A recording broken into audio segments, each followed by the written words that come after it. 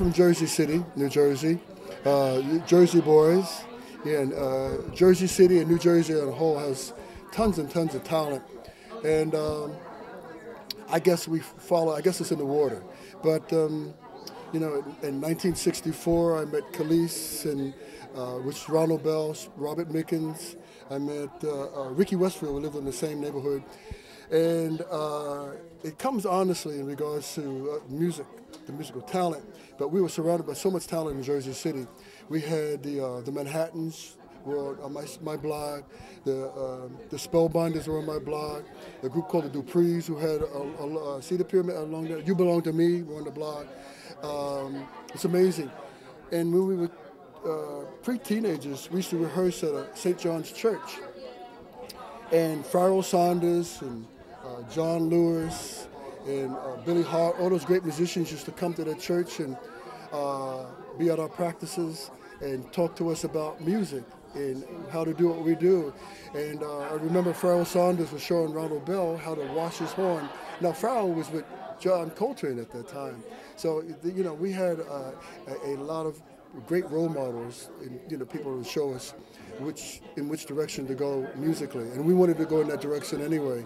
So we were developing as jazz musicians. That was the beginnings of a great foundation. Next thing we met Gene Redd, who was responsible for us. A lot of Gladys Knight's records and James Brown, where he produced a lot of people, and that ilk that we were following as well. He also worked along with Cecil Holmes, and also up in Detroit, and George Clinton was part of that.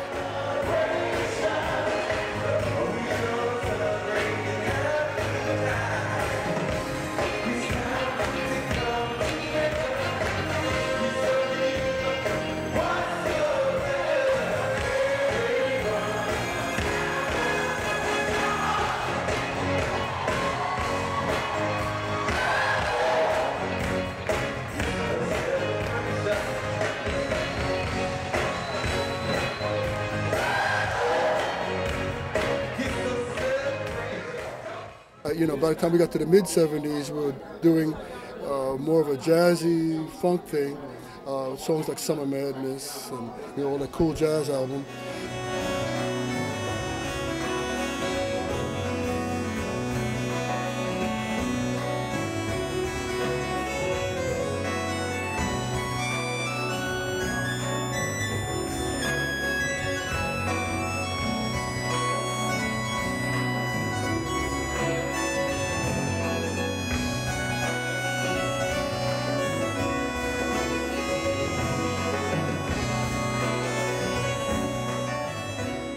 By '78, James Taylor, JT, joined the band, and so we started writing. People were saying, hey, you should need a lead singer, you need a voice in front of the band, because the funk chant thing, the audience participation call response thing, that was heavy, but it wasn't going to take us to the next level.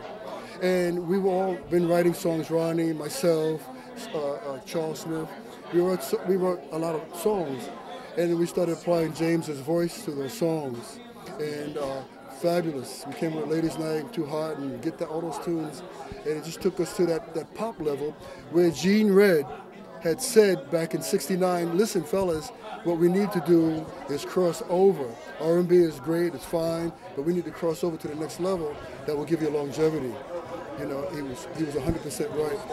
And George Clinton talks about Gene all the time, too. He said, because Gene, you said, now you went to the Gene Redd School. He's a brilliant guy.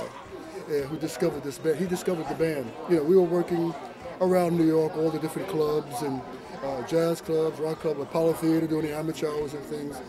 And Gene came through us through a gentleman named Walter Foster, who used to drive for James Brown, the whole thing. And everything went the other way. We did his demo. When he took it to Gene, Dean said, I love your voice, but who did the tracks, the music? That's the beginnings of it. That's what's serendipitous. Things like that you never expect it. It just comes out of nowhere.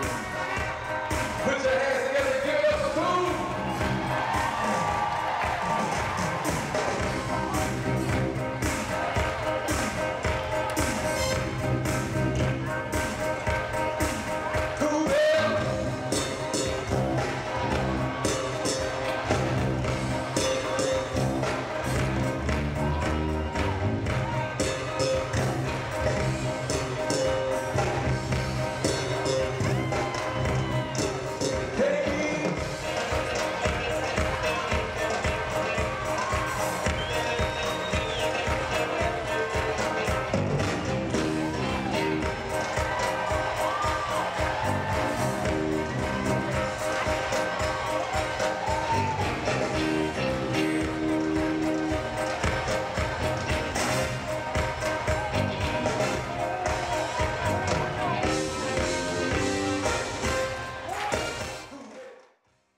Music's organic, even though we recorded it and we try to make it, and it does sound like the record, but there's little nuances in it when we work every night that kind of change, and that keeps it really vibrant for us. And the energy that we get back from, you know, the audience. The audience it's reciprocal, you know, they give, we get back, and it just keeps going. So that keeps us young. And what's been happening in the fan base is enormous now. It's a global fan base that's tremendous. Back in the day, I used to see concerts with Wolf Trap, and we were just beginning with the band. I said, man, Wolf Trap, man, that's one of those heavy places, man. You know, boy, I wish we could get there. You know, it's true, you know. So it was a dream. So it's like it's fulfilling. It's a dream that's actually come to fruition for all of us. You know, I love the sound here. There's all that wood outside and wood inside. Just you're like inside of a piano or guitar. It's really beautiful.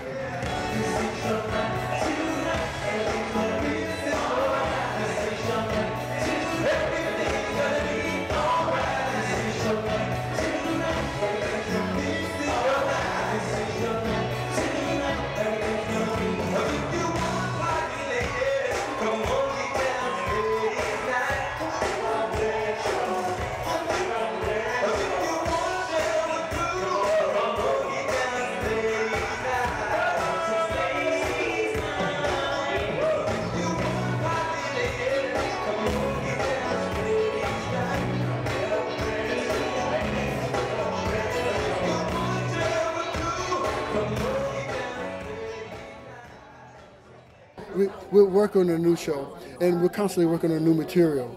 You know, for years we've been working on new material. At some point, we'll release another album, and it's going to be an amalgamation of all the ideas and tumultuous times and good times, all this stuff combined in this music.